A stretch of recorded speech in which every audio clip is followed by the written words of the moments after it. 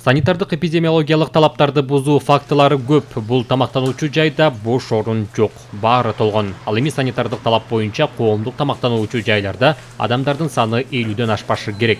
Тартипти сактабаган тамактануучу жайларга 5000 сом өлчөмүндөгү айыппул салынат.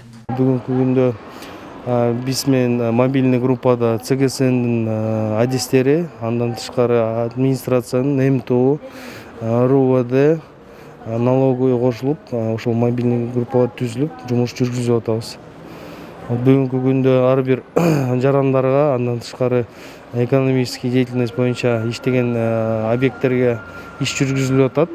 Бүгүнкү күндө баягы мыйзамсыз иштеген объекттерди жаап атабыз. Андан тышкары 50 кишиден көбүрөөк чогулса, ошого иш-чара жүргүзүлүп атат.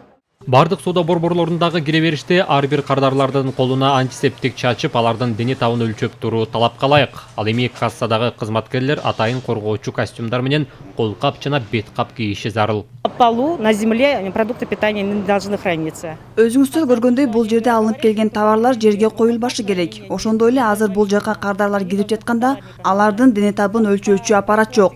Биз буга чейин аткарыла турчу талаптардын эскертүү кагаздарын бергенбиз. Анын негизинде айрым талаптар аткарылганы менен кээ бир эрежелер сакталган эмес.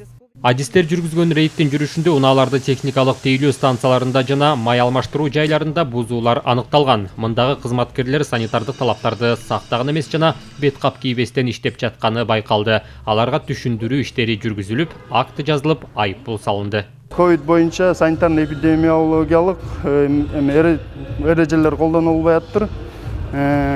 Ошондо автозапчастька протокол түзүлдү. Санитардык эпидемиологиялык эрежелерди сакталбаганда биз 150 статья часть 1 менен протокол түзүлөт.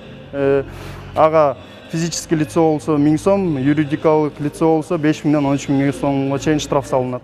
Адамдар көп топтолгон жайларда коронавирусту жуктуруп алуу кооптуулугу жогору. Мындан улам бүгүнкү күндө жүздөгөн адамдардын өмүрү менен күрөшүп жаткан дарыгерлер колкап жана бет кап кийүү ар бир адамдын милдети экенин эскертишет.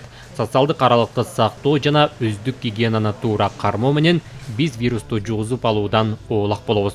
Мүмкүн болсо үйдөн чыкпай турганыңыз оң. Тутан Мересов, Надежда Усова, Бексултан Курманбек уулу, Ала-Тоо 24.